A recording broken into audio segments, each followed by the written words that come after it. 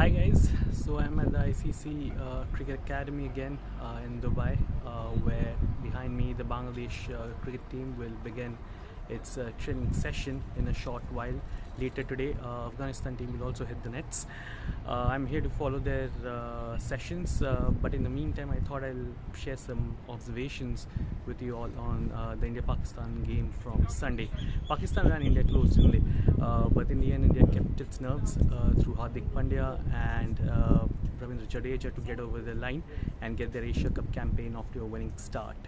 To begin with, I feel we might see more of these middling totals, 140, 150 in Dubai going forward in this Asia Cup. There are a couple of reasons for that. One being the dimensions of the ground. It's a big ground.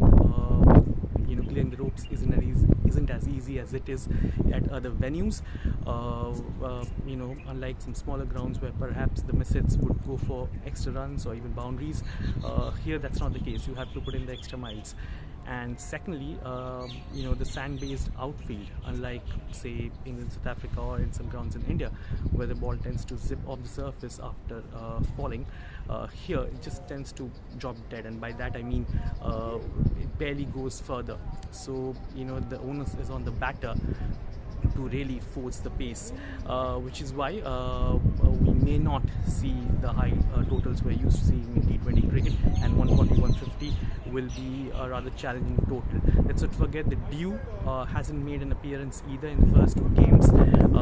There was no Dew during the India-Pakistan game, as was confirmed by Bhuvneshwar Kumar in the post-match presentation. Now that adds a different dimension, doesn't it? Because during the T20 World Cup, which was played in the months of October and November, by the way, which is when the winter sets in the UAE, there's a lot of dew, which meant the teams winning the toss invariably chose to chase. Here, although India did choose to bowl first, but to be on the safer side, to make use of the slightly fresher pitch and the new ball, but dew is not expected to have as big a bearing on the result as it had at the last World Cup. Moving on to Team India's playing 11, Dinesh Karthik was picked over Pant. Now, was it surprising? No, not really, because let's not forget that Pant and Karthik are not vying for the same spot. They're not vying for the wicket-keeper's spot. They're vying for the finisher's spot. And the rapid strides that Dinesh Karthik has made in T20 cricket in the last, say, 12 months or so, especially during the last IPL with RCB, have raised his stakes, which is why it wasn't surprising to see him get the nod ahead of Rishabh Pant, who has, for all his power-hitting abilities, strangely struggled to convert that in the shortest format. So whether this is going to be the trend going forward as the World Cup nears, we'll wait and watch, because if there's one thing that this team under Rohit Sharma and head coach Rahul Dravid loves doing, is experimenting. So we might, for all you know, even see Rishabh Pant in the playing 11 against Hong Kong, which is India's next game. And last but not least, how can we not talk about Virat Kohli? He was returning to T20 cricket after a long break.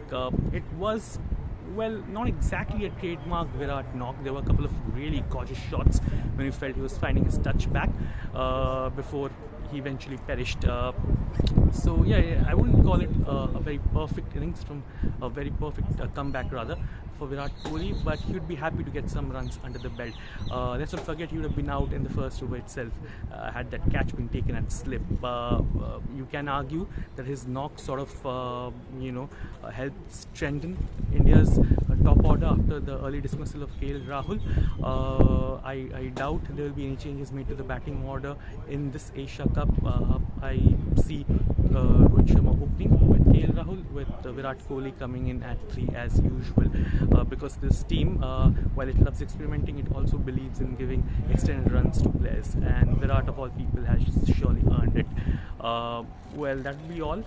Bangladesh will start its training shortly, so I have to rush to the ground. Until next time, thank you so much.